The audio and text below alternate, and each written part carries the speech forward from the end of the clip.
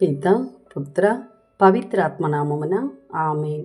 ఈరోజు సెప్టెంబరు 4వ తారీఖు. లూకా సువార్త 5వ అధ్యాయము 1వ వచనము నుండి 11వ వచనం వరకు. యేసు ఒక పర్యాయము గెన్నెసరెతు సరస్సు తీరమున నిలిచియుండగా జనసమూహము దేవుని వాక్కును ఆలకించుటకు ఆయన యొద్దకు నెట్టుకొనుచు వచ్చిరి. ఆయన అచట 2 పడవలను చూచెను. జాలరు వాని నుండి దిగి తమ వలలను శుభ్రపరుచుకొనుచుండిరి. అందులో ఒకటి సీమోను పడవ. యేసు ఆ పడవనెక్కి దానిని ఒడ్డున నుండి లోనికి త్రోయమని అందు కూర్చుండి ప్రజలకు ఉపదేశింప ఆరంభించెను.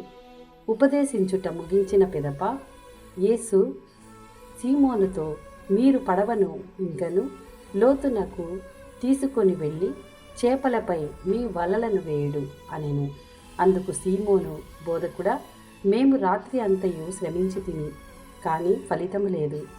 అయినను మీ మాట మీద వలలను వేసెదము అని ప్రత్యుత్తరం ఇచ్చెను. వల వేయగానే వల చినుకునన్ని చేపలు పడెను.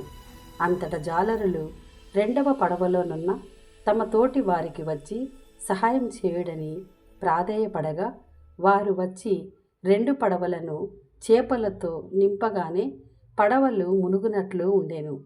సీమోను పేతురు ఇది చూచి యేసు పాదములపై పడి, ప్రభు, నేను పాపాత్ముడను, నన్ను విడిచిపొండు అని పలికెను. ఇన్ని చేపలు పడుట చూచి సీమోను అతని తోటివారు ఆశ్చర్యపడిరి. సీమోనుతో ఉన్న జెబెదాయి కుమారులు యాకోబు, యోహానులను అట్లే ఆశ్చర్యపడిరి. యేసు అప్పుడు సీమోనుతో, భయపడవలదు, ఇక నుండి నీవు మనుషులను పట్టువాడవై ఉందువు అనెను. ఆ జాలరులు పడవలను ఒడ్డునకు చేర్చి తమ సమస్తమును విడిచిపెట్టి యేసును అనుసరించిరి. ఇది ప్రభుని వాక్కు. సర్వేశ్వరునికి వందనములు.